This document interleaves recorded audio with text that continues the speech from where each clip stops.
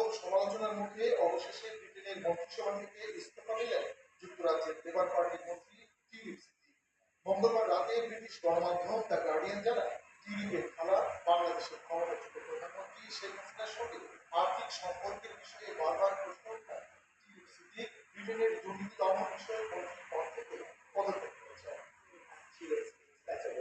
যুক্তরাজ্যের city minister tulip Siddique সাবেক আওয়ামী লীগ সরকারের ঘনিষ্ঠ বাংলাদেশি বংশোদ্ভূত এক ব্যক্তির কাছ থেকে ব্যাংক উপহার নিয়ে ব্যাপক চাপে ছিলেন। পরে বিরোধী কনজারভেটিভ পার্টির নেতারাও টিউলিপকে নীতিগতভাবে পদত্যাগ করা উচিত বলে বারবার দাবি জানিয়ে আসছিল।